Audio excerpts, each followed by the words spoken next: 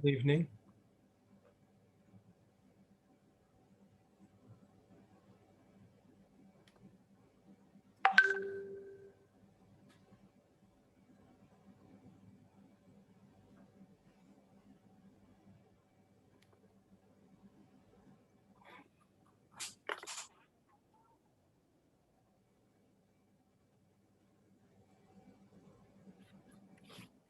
Guten Abend, meine Damen und Herren. Wir warten noch etwa eine Minute, falls sich noch andere zuschalten werden.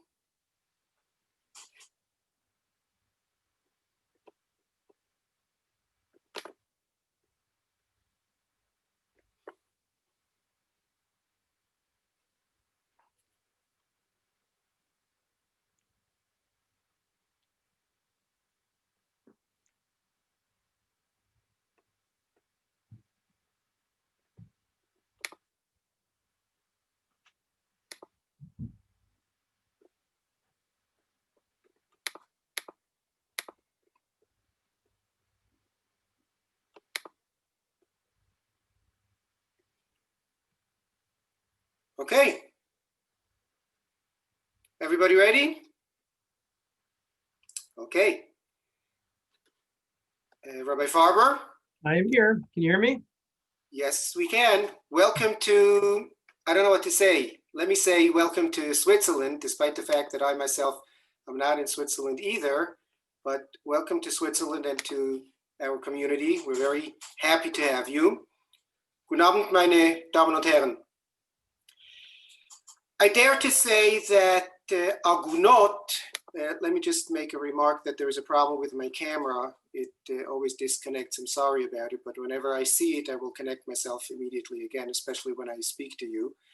I dare to say that Agunot is one of the biggest challenges of Jewish society at the moment, and that the prenuptial agreement that has been developed during the last 20 to 30 years is an ideal solution to the problem.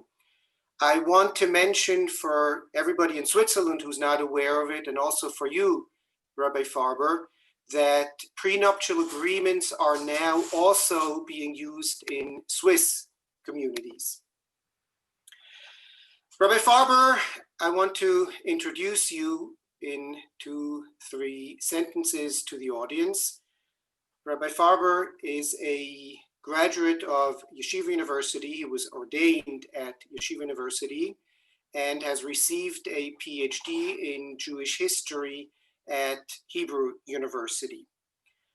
Today, he is not only the founder, but also director of ITIM, an organization that is very present in Israeli life and Israeli Jewish life. ITIM states its goal as to build a Jewish and democratic Israel in which all Jews can lead full Jewish lives. And Rabbi Farber has decided to approach the problem of Agunot and the possible solution with the prenuptial agreements in this setting, meaning his approach is broader than just speaking about Agunot and the prenuptial agreements. He wants to see it in the context of Jewish life in Israel, of this modern state, with the problem of the connection of state and religion. And I must say, I'm very curious to hear what you have to say. As a last remark, I just want to make the announcement that Rabbi Farber is going to speak for about 40 to 50 minutes. Afterwards, there will be a possibility of asking questions and discussion for about 20 to 30 minutes, meaning Swiss time, we should end, I would say, the latest around 9:15, 9:20. Rabbi Farber, welcome. The floor is yours. Thank you, Rabbi Bollig, and thank you to all of you for coming. It's sad for me that I can't be there with you personally in this difficult time, and I hope each of you and your families are well and healthy and taking good care of yourself in these strange and difficult even times. To a certain extent, I'm going to try to separate myself out from what's really going on around us right now and try to address a more broader concern, which perhaps in our era is of significant import. Certainly right now, it's not the focus of any of our lives, except for maybe a couple of us, but I hope not any more than that. But I think for the purposes of tonight, we have to try to kind of bifurcate our worlds. I want to begin actually, I'm actually going to begin with a different text than the one that's on the screen right now. I'm going to open that up right now. I want to begin 2,500 years ago. It seems like a strange place to begin, but actually the place I want to begin is actually not so far from my home here in Ra'anana, Israel. A young man, probably his early 30s, is preaching, and we happen to have a copy of his speech. His speech plays an important role in the Jewish liturgy, and particularly in the liturgy of Rosh Hashanah. The rabbinic tradition is that this particular speech that this young man gave reflected on Rosh Hashanah and the 10 days of repentance that came after it. And in fact, the second to last line of his speech also plays a very prominent role in the liturgy of the Slichot, some of the penitential prayers that we will say during both on Rosh Hashanah and Yom Kippur and in the week before and just prior to Yom Kippur. This young man has a very straightforward message.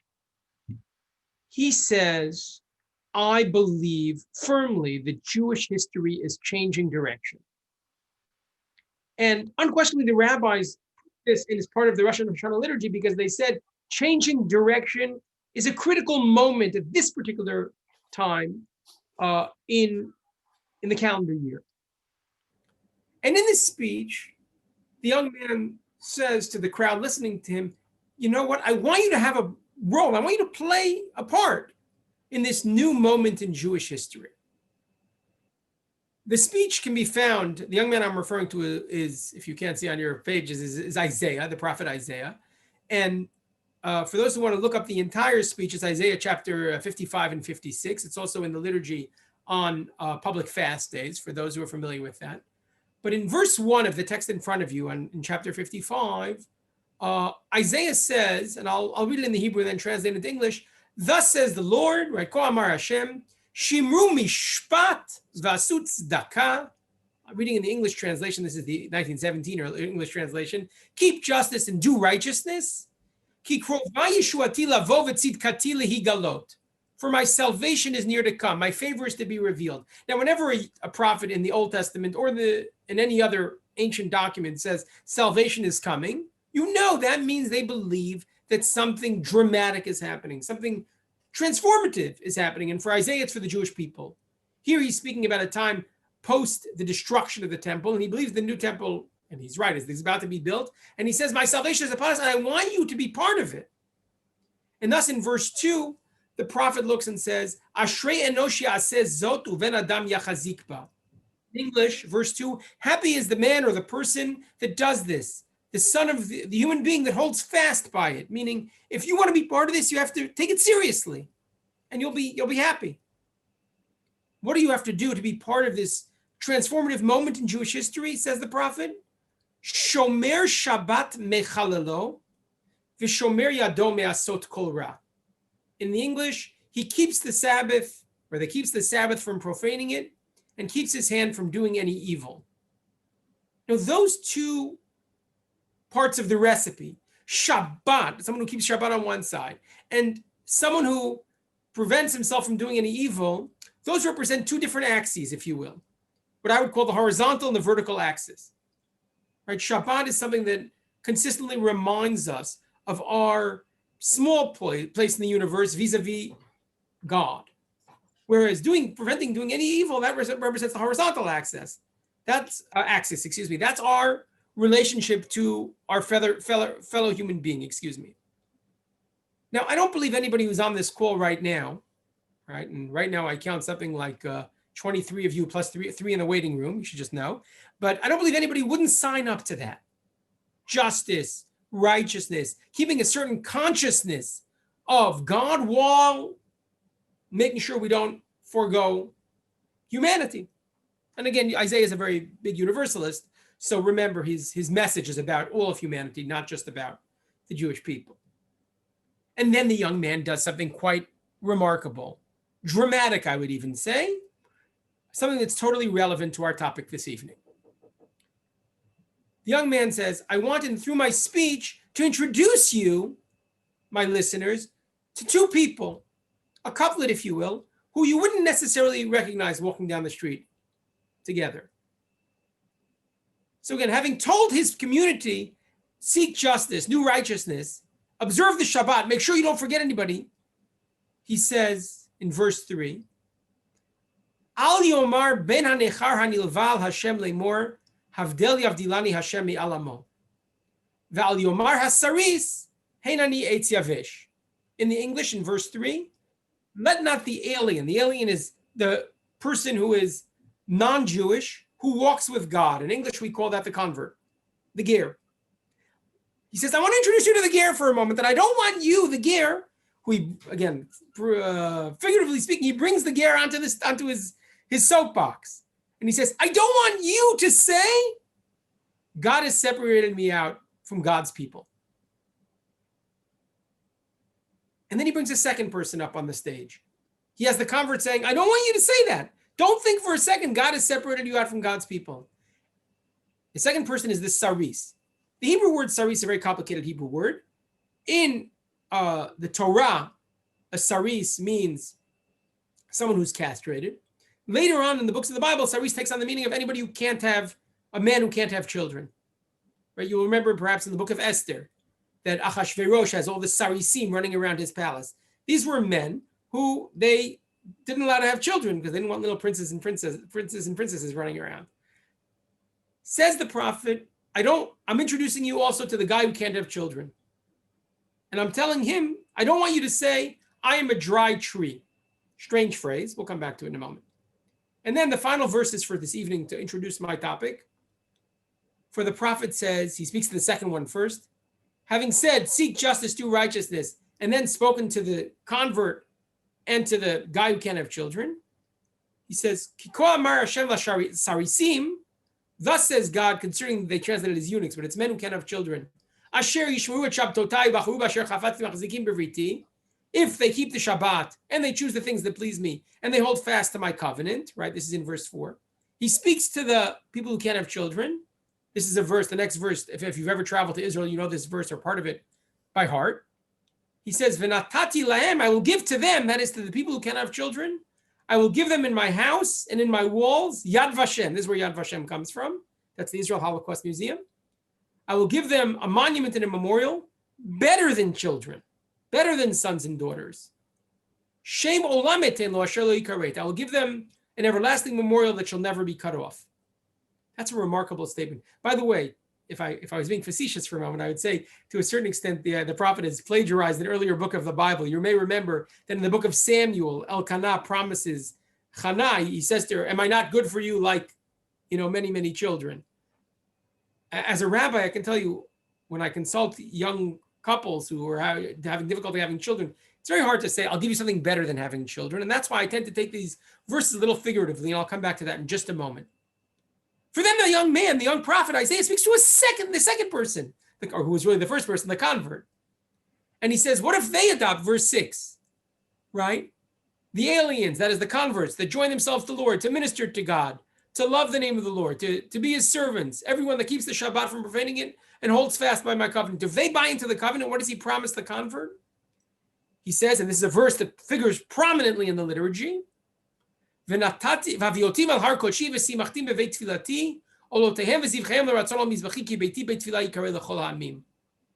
them I will bring to my holy mountain. They will have a place. Their sacrifices will be accepted. My house is a prayer for everybody. The convert will feel no different than anybody else. Now, if you've accepted my reading of these verses, you understand that the prophet here is saying something very obvious and very straightforward. He's saying we're at a transformative moment in Jewish history.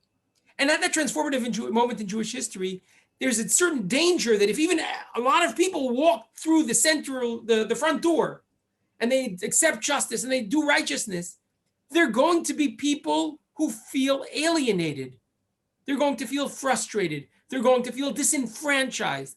That is the convert. That is the guy who can't have children. And the prophet says we can't really move forward in Jewish history. We can't really march forward to this new moment if the two of these people or these two people feel disenfranchised.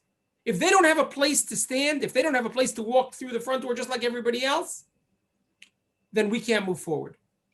The world can't be redeemed. The question I would raise before you as an opening to my discussion this evening, and I know this is a little longer than a general opening, but the question I would raise to you is, why does the prophet introduce two people? If he wants to say the disenfranchised should have a moment in this grand new march to Jewish history, why not just choose one of them? Why does he need both? Or to put it in other terms, if the common denominator between the convert and the guy who can't have children is they both feel alienated, what's the difference between those two people? Why does the prophet have to introduce them both? And I would suggest, by way of opening, that people feel alienated from the community. People feel like they don't have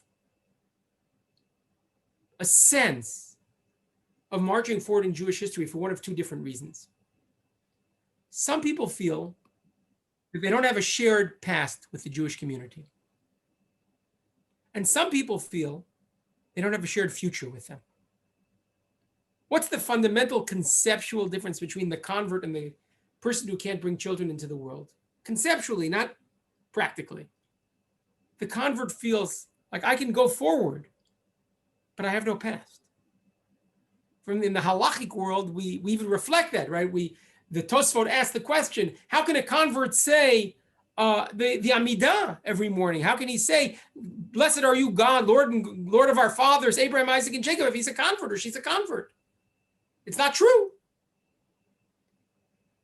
He feels like, or she feels like they have no past. And one can lose hope also, even if they have a full shared past with the community, because they don't feel like they have a shared future with them. That's the saris. That's the guy who can't have children. These are, of course, in my view, metaphors. The prophet is using figurative language to illustrate some people identify with those who have no past, and some people identify with those who have no future. And the prophet says, I can compensate for each of those. If you feel like you have no past, what does he say? I'll give you something that will make you feel so much part of our community. And what does he say to the person who says, I have no future? He says, I can't give you children. I'll give you something better than children, an everlasting memorial. I'll give you something so central that you will not feel, you cannot possibly feel disenfranchised anymore. My friends, I believe that we are living in a new moment in Jewish history, a moment where we are marching forward in ways that were unimaginable even a generation ago. The founding of the state of Israel, the fact that we control, not just here, but around the world, our autonomy, the fact that Jews are freer than they've ever been, the fact that Jews can observe their traditions in the way that they want in almost every corner of the world is a remarkable moment.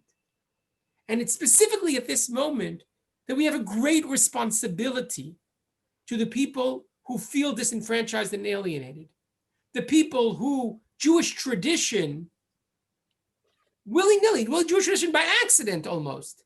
Jewish tradition hasn't developed the tools strong enough to be able to make them feel like they have a shared past with us or a shared future with us. And we have a great responsibility. That's what we do at ITIM, not only every day, but basically since I founded the organization some 18 years ago. The topic I want to talk about tonight, and the thesis I want to present, is the topic of Aguna. But the word Aguna and the Prenuptial Agreement are actually both misnomers. An Aguna in traditional Jewish life was a woman who was married in a halachic ceremony whose husband disappeared in some way. And the halacha is very, very concerned about trying to make sure that she has the maximum rights, the maximum possibilities of being remarried if she chooses to do so. Today, in today's society, when we refer to Aguna, I'm going to try to expand that definition in the next 15 or 20 minutes. But when we talk about Aguna today, we're not talking about someone, as the Talmud did, whose husband disappeared in a boating accident when they traveled overseas, and we simply can't find the body. Jewish tradition stands firm in the fact that a woman is not to be married to two men. And because of that, as long as she is married to one man, she cannot pursue a relationship, at least within the halachic community, with another man. And because of that, today in modern society, where we've moved so far forward, today the issue of Aguna as a broader definition. It doesn't just relate to men who disappeared, but it relates to one side. It's not just a man, it can be a man or a woman, but for this evening's perspective, we're going to talk about, or for the first couple of minutes, a woman who is being denied a get, a Jewish divorce, by a man who is using the divorce for some ulterior motive, the get for an ulterior motive. Let me try to drill down a little and explain what I mean. According to Jewish tradition, certainly in the Bible and certainly within rabbinic tradition of the last 1,000 years, a Jewish divorce can only be granted consensually if both sides agree to it. And because of that, if one side says, I simply refuse to give a get, or the other side says, I simply refuse to receive a get, and in Jewish tradition, or in the halachic community, it's the man giving the get and the woman receiving the get, then essentially the divorce is stopped, dead in its track. There is no unilateral divorce. What that means is that if there's a battle over custody, or if there's a battle over finances, or if there's any battle whatsoever, either side can use the get, the divorce, to essentially hold the other side hostage. Now, in Israel today, and this is it's an incredible development. In Israel today, where there are rabbinical courts that are state-sanctioned, religion and state in Israel is integrally connected.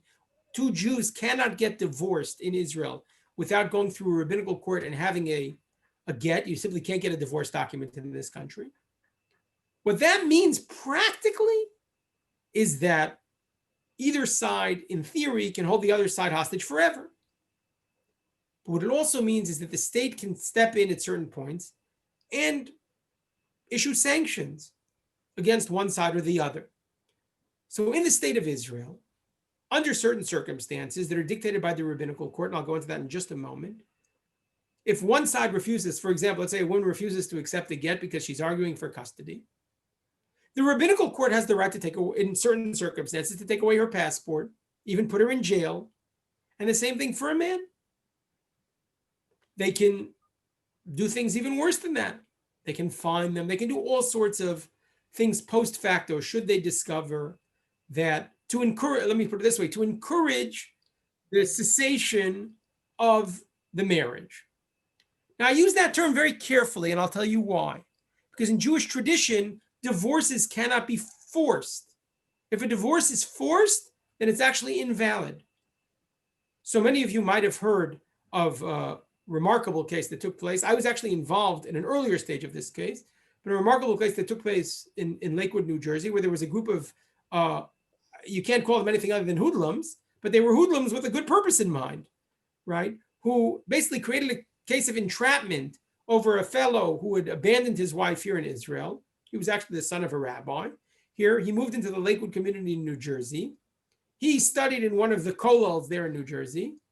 And a group of strongmen, let's not call them hoodlums, strongmen who wanted to help the young woman get out of her marriage, more or less kidnapped him and threatened him until he basically agreed to sign a divorce. And they taped him saying, I'm doing it fully consensually. Subsequently, he knew exactly who they were, and he sued them for kidnapping, and they made some technical errors in addition to breaking the law that'll now and they're now sitting in jail.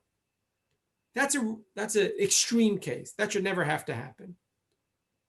But when you have, and I see this all the time, when you have in Israel men or women, but generally it's women, 90% of the cases are women, who are suffering, who are feeling disenfranchised, who are feeling alienated by the very Jewish tradition that was created to protect women. In that sense, we're not moving forward. And we have a great responsibility, based on the verses that I read before, to try to enable their help. Now, I want to point out, just for the first slide, what I want to point out is that this is something that the sanctions that I spoke about just a moment ago are not only happening in Israel. Some of you might have seen this just last week in the Jewish Telegraphic Agency paper, right, or news service, if you will. In the Netherlands, judges can fine and lock up Jewish men who refuse to give their wives a religious divorce. And this has been going on for a number of years. I personally am involved in at least one case where right now in the Netherlands, some of you might say, I didn't know there were any Jewish men in the Netherlands, but there are, and I'm aware of at least one case that I'm personally involved in. My organization is involved in trying to help a woman who is trying to convince the courts in the Netherlands to put sanctions on her husband, who refuses to give her a get because they're fighting over money. And my general position is that the religious dimension of Jewish divorce should never be used as a tool. It certainly wasn't meant to be used as a tool, and it should never be used as a tool for negotiation in any circumstance. I'm a purist in this sense. Now, what can be done? Well, if we can't force, first of all, let me talk for one more moment, before I talk about what can be done, let me talk about the implications. The implications of not getting a Jewish divorce are either that one side or the other is left basically in abeyance for the rest of their lives. My organization, ITIM, represents a woman in a tragic story, really a tragic story. And again, I don't mean to horrify you. And if I do, forgive me. It's one of the longest standing cases today in Israel. She's an ultra-Orthodox woman who got married at age 19 to an Israeli fellow living here in Israel. Subsequent to their marriage, they moved to London, to Stamford Hill. And she immediately became pregnant.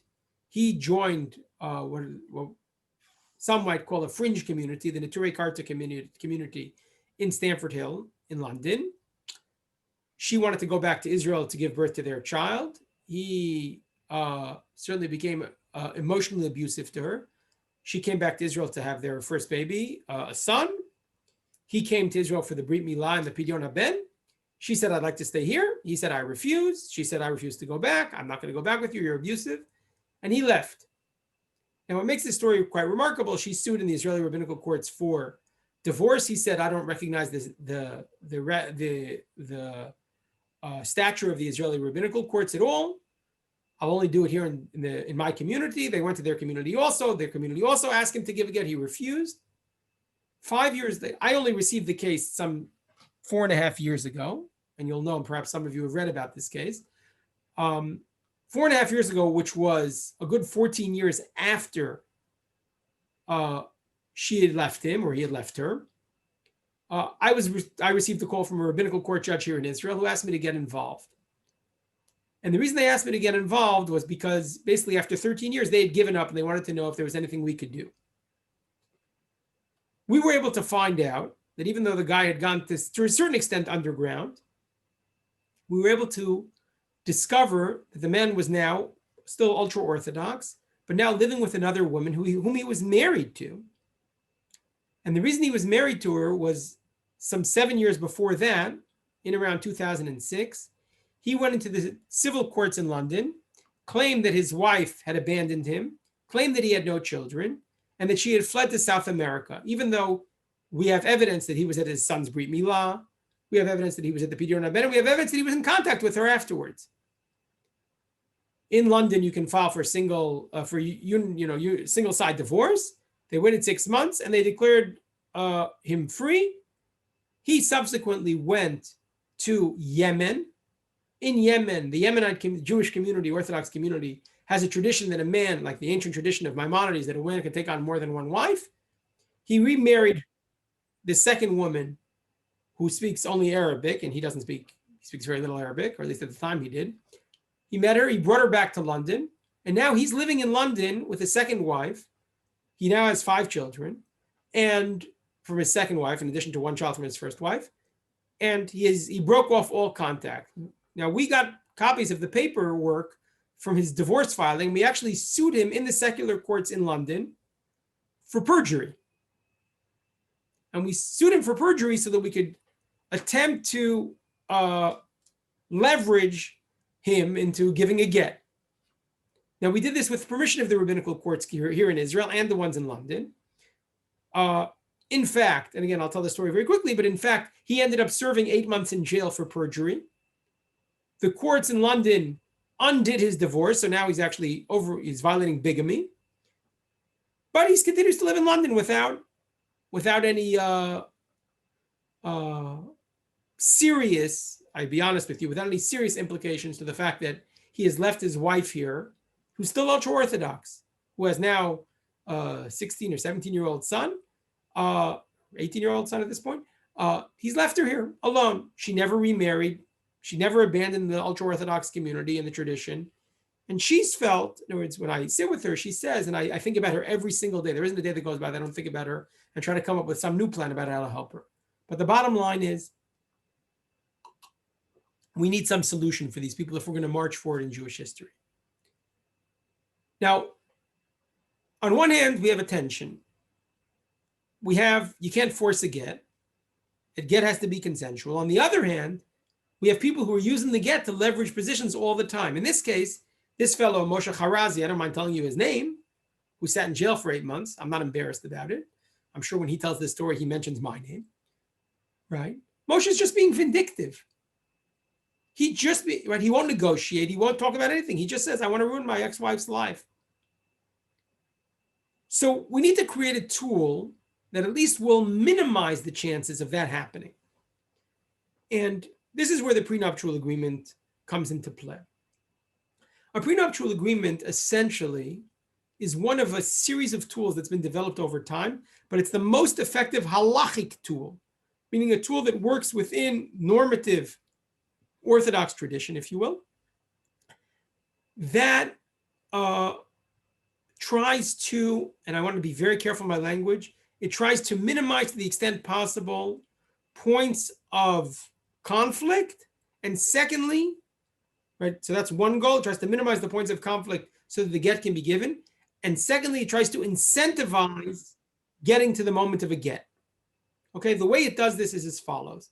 It cannot say explicitly, if you do this, you have to give a get, or if you do that, you have to give a get. What the prenup basically says is, should the marriage come to an end, which is objectively recognized as an end, for example, the couple isn't living together for 6 months, and one side or the other side has gone to a rabbinical court and asked the other side to show up and give and end the marriage, and the other side has refused to come, then, and all this is done in writing, then and only then, a financial penalty, which is couched in halachic language, I'm not going to go into those details tonight, but a financial penalty is laid upon the refusing party. To put it in other terms, Aguna today is get refusal. It's not Aguna. And the way to stop get refusal is to try to minimize the points of conflict by saying, hey, unless we can come up with some agreement, we're going to split everything 50-50. But more importantly, much more importantly, we incentivize the giving or the get refusal, or we disincentivize the get refusal by saying that every day you'll pay a certain amount of money. In some of the versions of the prenups, it's a certain amount every day. Let's call it $100. In the one that ITIM has worked on, it's actually 50% of one's salary per month that goes to the other side. Is this foolproof? And here the rabbi said before, this is a fabulous way to resolve things. It's not foolproof. In Moshe Harazi's case, even if they had signed a prenup, I'm being very honest, he decided to be vindictive. Very unlikely that this would disincentivize him from ruining his ex-wife's life. And frankly, it's hard to understand exactly why someone would do this. You really have to be a total sadist to want to do this to someone else in the way that he's done it, in my humble opinion. So what the prenup again, essentially does is it disincentivizes the get refusal, and it provides a mechanism, at least the one that ITIM has worked on. And again, we provide this as a free service here in Israel to Israeli couples. It provides some sort of basic framework of division of property, custody, etc., so that those don't become, if it can't be worked out, we both agree up front. And this is a document that is signed up front before they get married. Let me just make 3 final comments, and let me get to one other thesis that I want to present before you, and then we'll get to questions. Okay? A couple of comments. First of all, is this the only, again, as I mentioned, there's a couple of different types of prenups. Is this the only way to go? There are other ways that can prevent get refusal that are on the table, but they have not reached consensus within the halachic community. Okay, one of them is called kiddushin al tanai. Such a thing exists, getting married on condition. Should you end up refusing to give me a get or refusing to accept the get, we cancel the wedding from now, or some variation of that theme, right? You are betrothed to me, but should something happen, I'm breaking up the marriage now, or I never meant it, right? Again, that has not achieved consensus in the halachic community, although halachists are working on such a thing, and they've been working on it for 60 or 70 years, even way before this problem existed. 2, some people have suggested that we do away with the marriage altogether.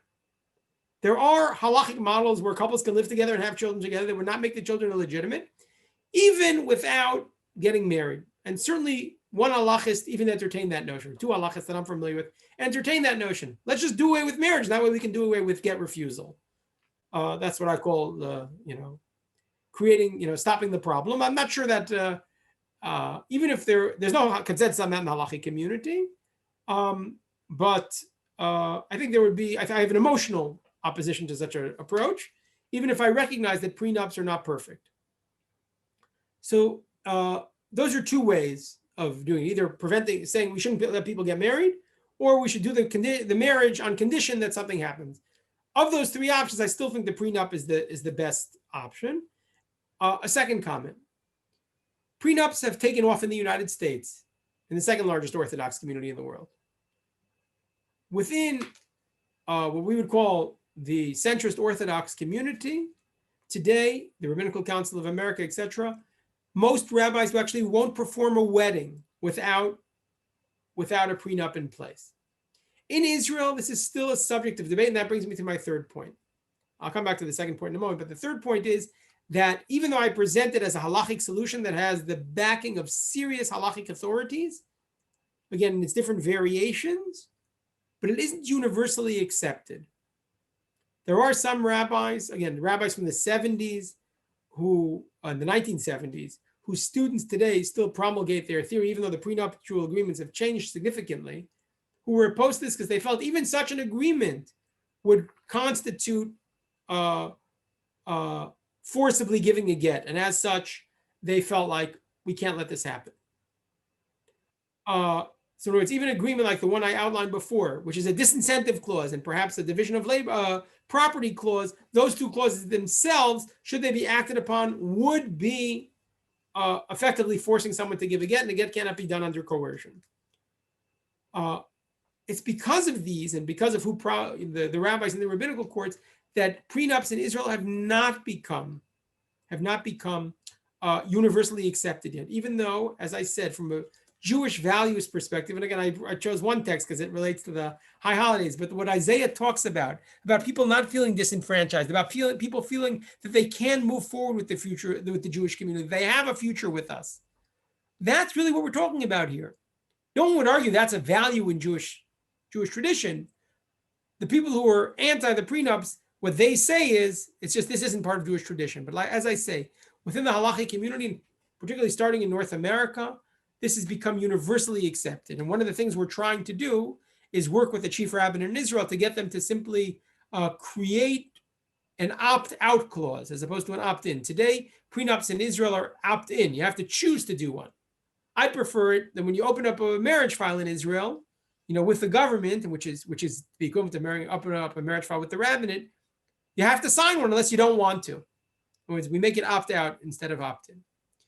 And this brings me, so what I've done yet so far is I introduced my topic tonight by talking about people feeling disenfranchised and not allowing that to happen. People feel like they don't have a Jewish past with us or a Jewish future with us. From there, I discussed some of the challenges of the Aguna, giving one or two examples of Agunot that we're trying to help out right now, demonstrating that there are sanctions that can be done post facto, even if a couple doesn't sign it. There are sanctions, but they're very few and far between. They don't happen all the time, right? As I said, they happen in Israel. Today, it's extended also into the Netherlands. But again, it's very, very specific cases where the rabbinical court will adopt those sanctions. I should just give you a sense of numbers, just so to be very clear. In the post facto world, there was people who didn't sign prenups.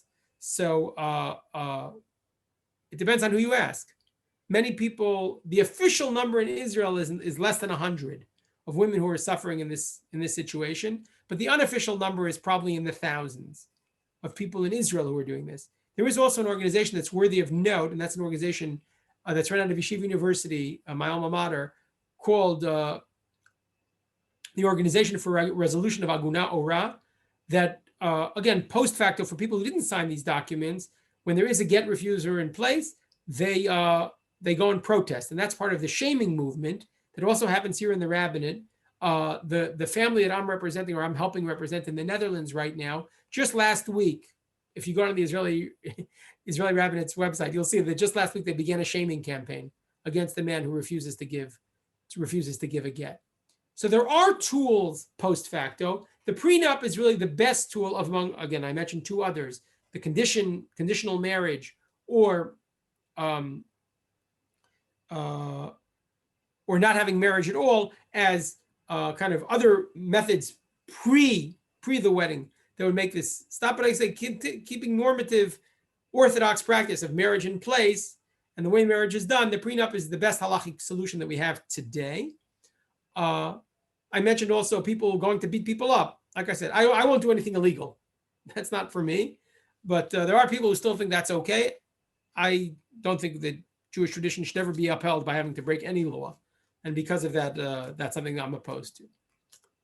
Here I want to just talk for a couple of moments about a broader thesis. And this the rabbi mentioned at the beginning about something that I'm very, very involved in. Until now, I've talked about Aguna, and broadened it to get refusal. People, particularly women, who cannot get married or remarried if they want. They cannot go on with their lives. They cannot live, perhaps I should say like this, Jewish lives in this great new moment in Jewish history. They can't live those lives because the get is an obstacle, right? They made a difficult decision, a bad decision apparently. Not necessarily they made a bad decision, but someone else made a bad decision. Their marriage didn't work out, and now they're trying to get out of it, the man or the woman, and they can't. And therefore their lives are put on hold for many, many, many years, sometimes forever. But I would argue that today we have a responsibility, a great responsibility, if we talk in the context of Isaiah, to not just talk about Aguna as women who are being refused to give a get or to receive a get. We have a great responsibility, particularly to young men and women, in an era where, honestly, if I be totally frank with you, we have a great responsibility towards our people to replenish ourselves, both after the Shoah, but perhaps more importantly, because of the incredible rates of assimilation and intermarriage that are going on around the world. If our people are to survive, if we're going to march forward and fulfill our mission as a Jewish people, we have a great responsibility, young men and women who fall in love, to do our best to make sure that the halacha, the Jewish tradition, does not prevent them from getting married. And there are remarkable stories, tens and actually thousands of them, of people who are stuck not because they're agunas, not because they're unable to get married because their husband or wife refuses to give or grant or accept a get. They're unable to get married because of their personal status. The most obvious cases of this are cases of people who cannot prove they're Jewish, even though they know they're Jewish, and people who converted but whose conversions are not recognized.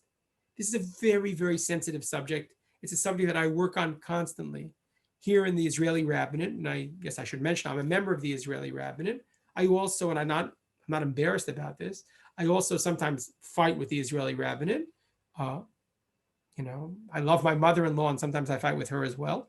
But what I want to say is that the issue of recognizing people as Jews, particularly immigrants from the former Soviet Union, right? Over 1 million have made Aliyah in the last 30 years or so, 27 years, and many of them are not fully recognized as Jews, even though they have strong Jewish bona fides. And we have a great responsibility to help them out, in my humble opinion, either by proving they're Jewish or by enabling them to convert in a way that speaks to who they are. So I believe strongly with all my heart and all my soul that for the Jewish people to get to that moment where we're moving forward, those people cannot be left behind. But it's not, of course, only people who are coming from the outside, so to speak.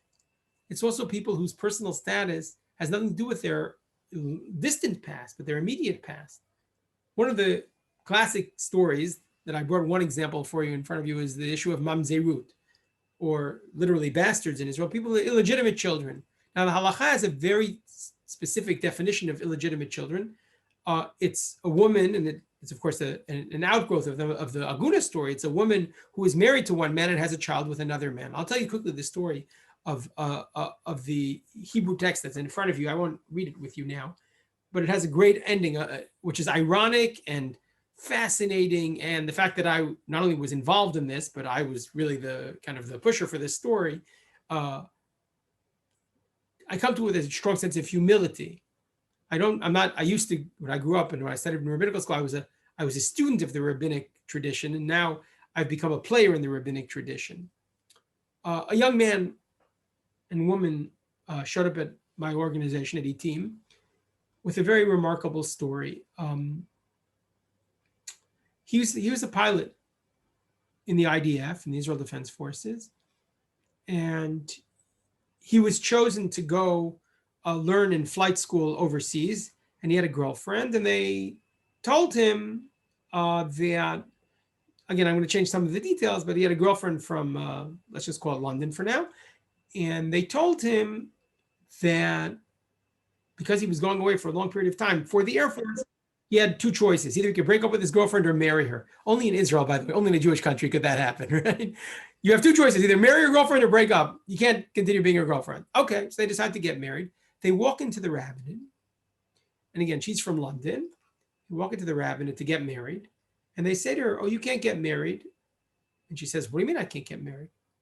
And the next part of their story is just shocking. They say to her, your mother lived here for a year, when she was 20. She says, yeah, I know I lived here. So they said to her, well, while she was here, she got married. The girl doesn't know anything about that. She got married? He said, yeah, she got married. And we see on your birth certificate that the guy she's married to, according to our records, is not your father. And what that means is that basically her father is somebody else. She was married to the guy in Israel. Again, the story developed and it took years and years to figure this all out. But essentially what happened was the mother came here. She was a student from London. She was in one of the universities here. She fell in love with the guy. They got married here. All was great. Then it turned out the guy was abusive. She asked for a divorce. He said, no way, it's beneath my dignity to give you a divorce. She went back to London. Eventually, she found her way into a non-Orthodox community where they said if the husband was abusive, you didn't need again. She got remarried there in the non-Orthodox community, nice Jewish man who said, I fell in love with her. And this young woman is now coming to marry an Air Force pilot. Now, it turned out that, as the Air Force pilot said to me, you'd think the state of Israel would want to help me. Instead, they didn't help me at all. They just threw me out. They threw me on the steps. They threw me out. They slammed the door in my face. That's the classic case, I think, today. That's no less, in my humble opinion, an Aguna. That woman wants to get married. She can't have children. She's being told her status is completely destroyed. In her particular case, we had a remarkable story. I became her counsel and we represented her. And with the power of attorney, we went into the rabbinate. We opened up her mother's marriage file, which she didn't even know about. And in her mother's marriage file, we discovered who the witnesses were at the original marriage. And of course, the witnesses were two Orthodox rabbis, right? It was very hard, right? One of our classic strategies in order to help this woman is to try to undermine the original marriage, the marriage that happened when the woman was 19. They were two Orthodox rabbis. But it turned out, and I hope this doesn't offend anybody, and if it does, please take it with a grain of salt. But it turned out, and again, this was months of research and discussing with all sorts of rabbinical authorities, and those of you who are familiar with the name on the slide, Ovadia Yosef, who died 4 or 5 years ago, ultimately it made it to him, and it made it into one of his responsa.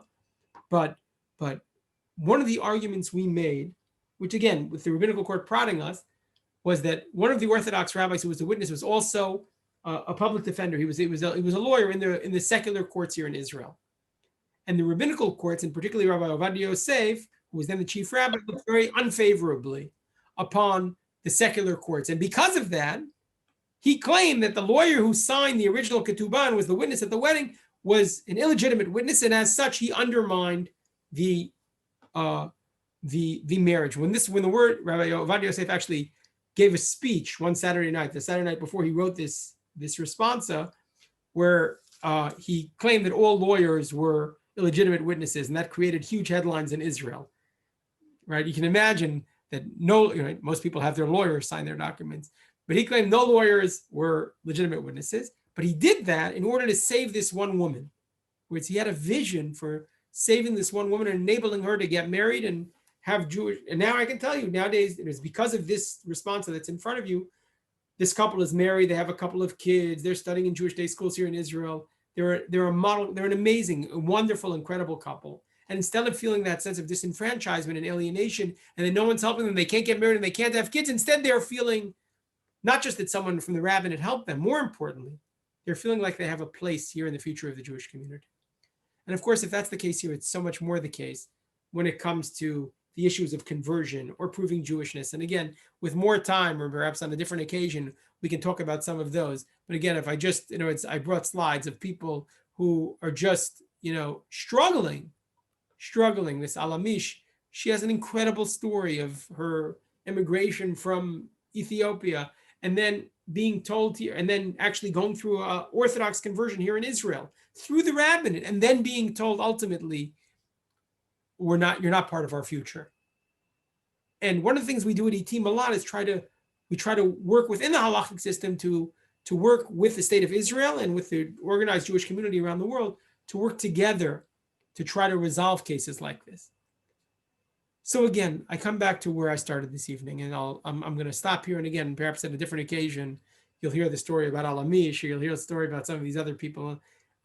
Stories is not something I have, any lack of, but I want to finish with where I started. 2,500 years ago, a young man who lived very close to where I am sitting right now got up and said, Jewish history is on a new trajectory. And we have to seek justice and righteousness. But alongside that, alongside observing Shabbat and making sure we care about each other, we have to make sure that no one feels disenfranchised. We have to make sure that every person has a chance, that no one feels alienated. The issue of Aguna, is it soluble? The issue of get refusal, is it soluble? It's not foolproof right now. But we can take great strides, enormous strides, to make people feel like they have a future with us. And one of the ways to do that is through the prenuptial agreement that prevents, that incentivizes giving a get, if you will, or certainly disincentivizes not giving a get, and provides a basic rubric of division of property. So it takes away the sting from a divorce. It's not 100% accepted by every rabbinical authority. Some people think it gives the evil eye. That being said, it is much more normative. It's becoming more and more normative in the halachic community all the time. The last point I made is that the issue of get refusal is only one dimension. It's one slice of a much bigger problem. It's a problem that we need to address as an organized Jewish community, of people feeling that their personal status issues, whether it be conversion or whether it be inability to prove Jewishness, whether it be mamzerut or kohens who can't marry people, all those issues also have to go into the package of making sure of what we call aguna, but isn't really an aguna anymore. It's people who cannot get married. Because if we're to move forward as a community, if we're going to seek justice and righteousness, we have to guarantee the full Jewish participation of our young men and women. We can do that. Not only is it possible, it's necessary. It's necessary for the future, our wholesome future, our holistic future. It's necessary as we march forward in Jewish history. So thank you very much. And I'm happy to take a few questions. I think we'll have to unmute everybody, but I'm happy to take a few questions if you have. Thank you very much, Rabbi Farber. I want to invite anybody who has a question to come forward with a question.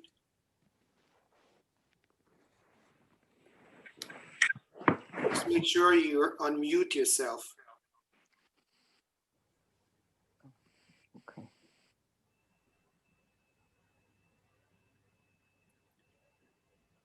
If at the moment nobody has a question, let me try to break the ice. I see Chana Belovitz wants to ask a question, but you have to unmute yourself. Here, I did it for you. Go ahead, Chana. Okay. I don't really have a question, Rabbi Farber. As you see from my picture here, I'm a very old lady. And I look at inner beauty. well, many years ago, we came up, I'm speaking for the International Council of Jewish Women. We came up with prenuptial agreements. We boycotted, the women marched in London. They didn't buy at a store of the father of a man who was a mesurav get. These things have been going on a long time, maybe even before you were born. So that you realize that you're one of the people who realize that something has to be done. But it has to be done. It doesn't help if you tell us that it has to be done. You are one of the people who have to do it. And it shouldn't take 10 years and it shouldn't take 5 years. These problems have been on the table such a long time. I'm sorry, I'm a little aggressive, but it's such an old thing. So, Chana, first of all, thank you. I'm going to put you back on mute unless you want to say anything else. But I want to say the issue of Seruv Get has become a phenomenon. Originally, it was an isolated incident. Now it's become a phenomenon. Meaning, when you ask me how many cases there are in Israel, if you ask the rabbin how many cases there are in Israel, they'll say there's 25. If you ask me, I would say there's more than a couple of thousand. There's 9,000 divorces a year, and just about every woman feels under the concern that she might not get a get, but they don't all end up in the rabbinical courts. That being said, so I think that's a fundamental difference between where things were even 20 or 30 years ago. That's the bad news. The good news, the really good news is that because of your efforts and the efforts of organizations like the International Council for Jewish Women, and not just your organization, Many efforts. right? This has become a front and center issue. If when you started, Chana, very few people in the country knew what, in Israel or in the Jewish world, knew what Aguna is. Today, you can use the word Aguna on the street and everybody knows what you're talking about. And that's an incredible accomplishment. And what that means is when the new chief rabbi, who's no longer the new chief rabbi, when he came in, he said, I'm going to solve the Aguna problem. Now, he hasn't solved the Aguna problem, but he has taken care of about 60 or 70 cases that many of them were outstanding. And that's a very important thing that's happened. But I agree with you that we're not there yet. And as you saw in my presentation, I was very careful to say that the prenup is the best tool we have today, but it's not a foolproof tool. It's not. And like I said, I gave you the case of Moshe Harazi, who has literally held his wife hostage. And again, I've sat with her right? I represent her. I'm still officially representing her, right? I've failed in her case. Right?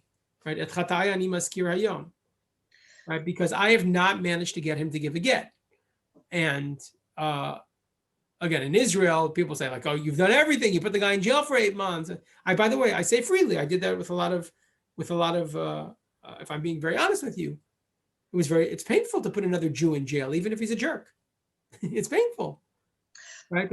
But that being said, I think now we have we're developing a set of tools that are becoming much more in the consensus. And that I think is something to promote. I take responsibility, Khan. I don't think you have to worry that I'm pushing this. I take responsibility for this.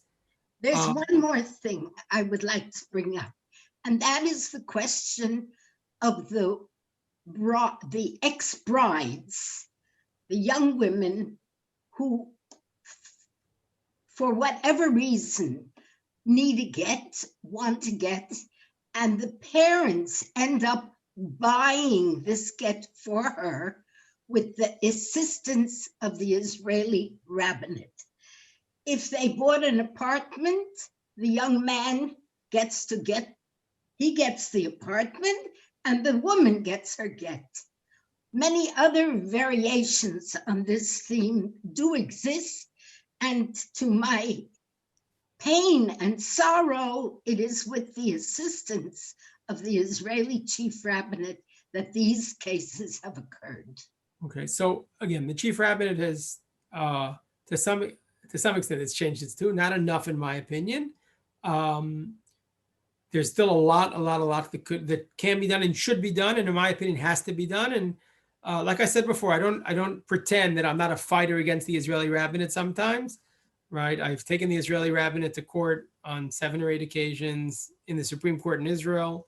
Some of what ITIM does is very in their mind, controversial, not in my mind. That being said, I feel like there's a moral question here, which I never feel the response. I never feel capable. I'm not trained as a rabbi to be able to answer it. If Moshe Harazi called me tomorrow and said, give me $50,000 and I'll give my wife the get for 19 years, I'd probably raise the money and just give him the money just to get her out of it, because I've seen the suffering, right? I'd probably bribe him, even though I don't like using that word, right? If it was legal. Like I said, I won't do anything illegal ever, as a matter of principle. So I understand sometimes. I think it's a great moral question. It might be the ultimate moral question. I spend a lot of time, I have 25 or 26 people working for me in ITIM right now. Generally, what I end up having to do is make these very, very difficult decisions. I'll give you another example of it, okay? Just very quickly, and then we'll move on to the next question. Many of you might have heard of this. If you haven't, and again, I can't go into all the details because we signed what's called a non-disclosure, but I can talk about the general terms.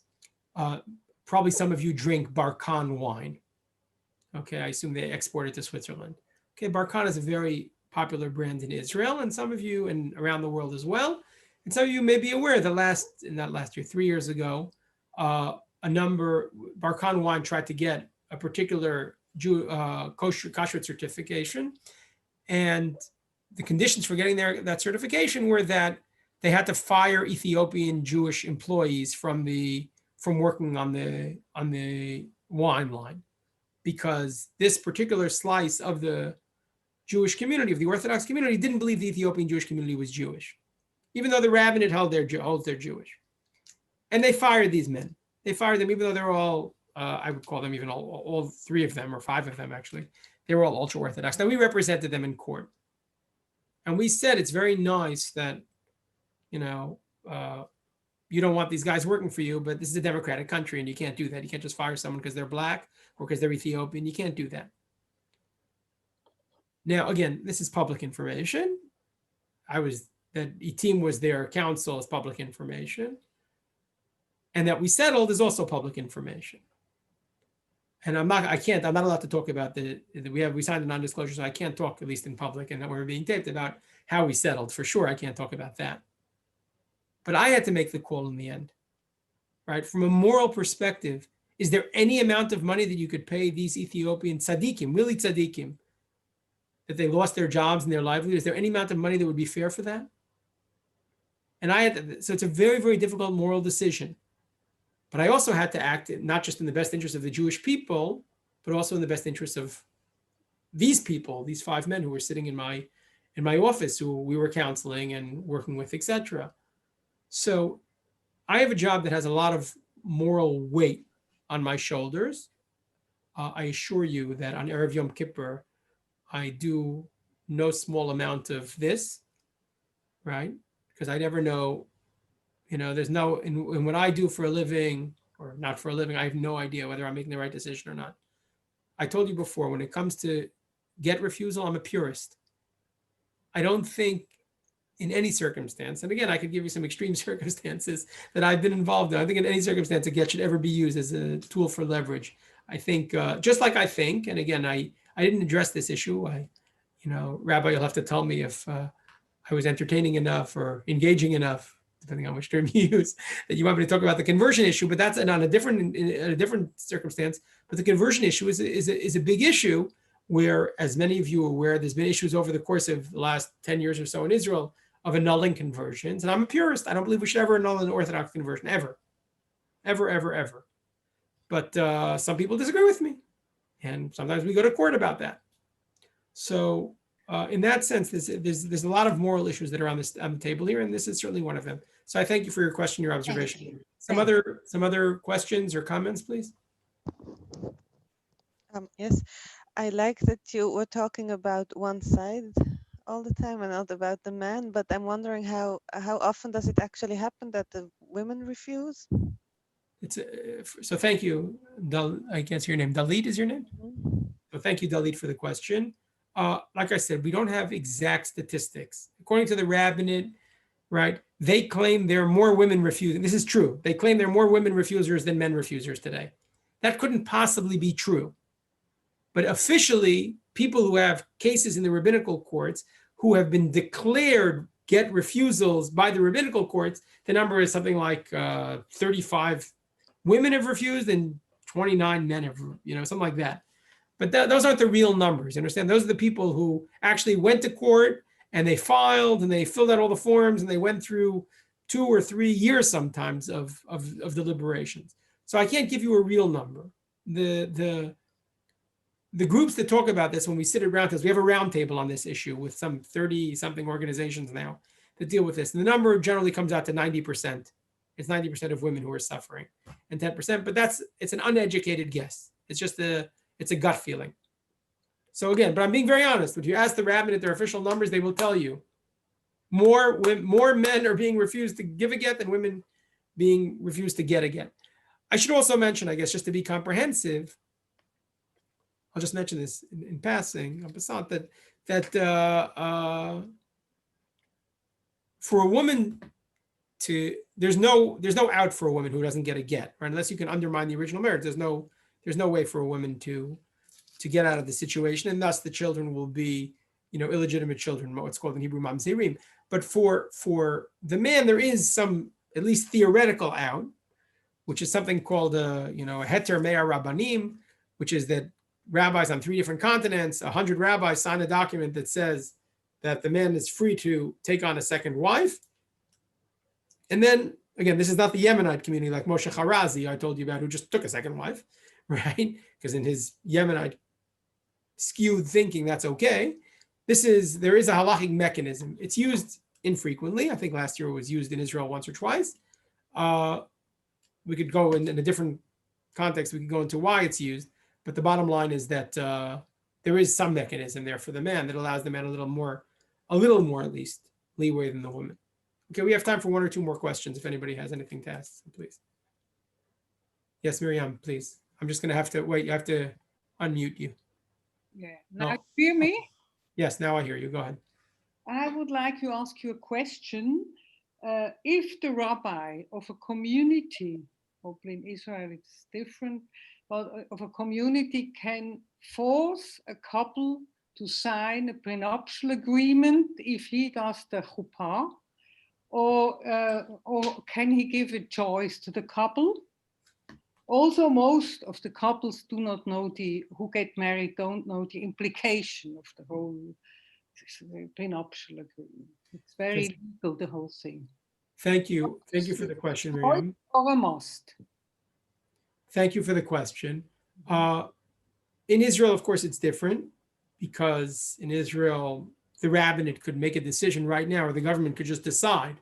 Everybody has to sign one. That'll be the end of it. You don't want to sign one, you're out. That would be very hard to do politically. It would be very hard to make that, to pass that right now, but it is possible. It's been on the table before. And we've been involved in legislation that would do that, but I'm not sure, honestly, I'm not sure that using the power of the stick, right, meaning legislation, is the best way to go about this. I can tell you myself, today, I won't marry a couple unless they sign one, right? But it's all volunteer. I had a couple sit with me once. I explained to them exactly what it was and why. And I said, I won't do it without it. We had a great meeting, an hour and a half meeting. I explained to them everything. At the end, this came up. Right, the rabbi will think this is very funny. I spent an hour and a half with a couple. At the end, I said, but I want to make sure you understand I can't marry you.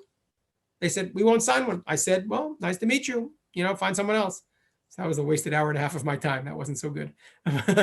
But it has to come also from the rabbis, but it has to just come from education. Couples don't know about it. You're right. I have a steady flow. Where I live in Ra'anana, there's a steady flow of young people who come, right? It's a 15-minute meeting with me or a 20-minute meeting with me.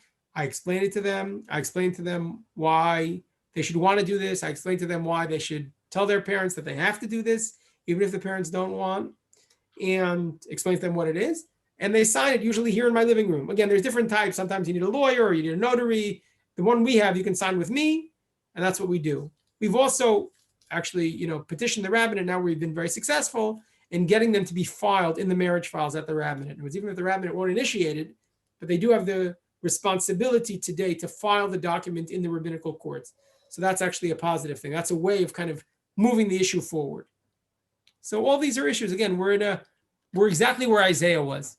Maybe I'll end with this. We're in a transitional moment.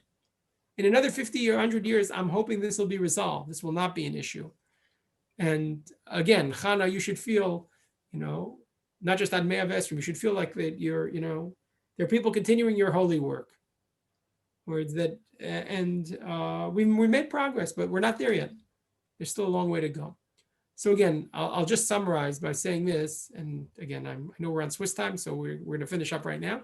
But I want to say that I do believe we're at a great moment in Jewish history. And again, leaving aside what's going on around us, which is insane and crazy, and I wish you all really only health and lots of happiness and safety in the coming, year. And may the new year start with a lot of blessing for all of us. But the era we're blessed to live in is an era of incredible opportunity. And the solving of the Aguna crisis, and Aguna as I define it, which is young people who can't get married but want to get married Jewishly. They converted, or they want to convert, or they can't prove they're Jewish, or they have questions of their personal status, or their partner is someone who is halacha doesn't at first glance allow them to do it. The halacha was created, I think God's plan in the universe is for Jewish life to be enabling and ennobling, and not putting up barriers in front of us. And if we really want to live the full Jewish life as a community, we have a great responsibility to solve these problems and work very hard to do that. That's what we're doing at ITIM. I invite you all to be in touch with me if you have any other questions. You can certainly find me online. My name is on the screen right now, but you can certainly find me online at ITIM. And I look forward to meeting you in person at some point. Thank you very, very much, and good evening. Thank you very much, Rabbi Farber.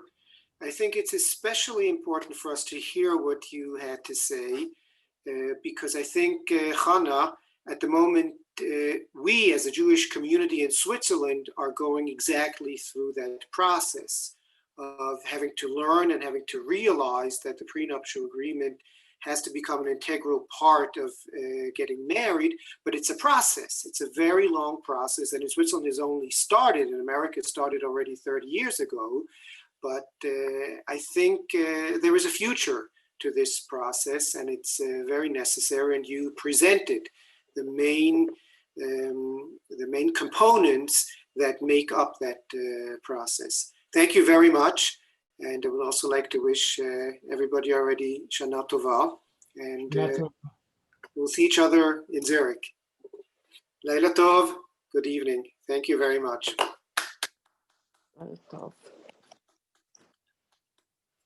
Thank you very much also to Michael. Laila Tov.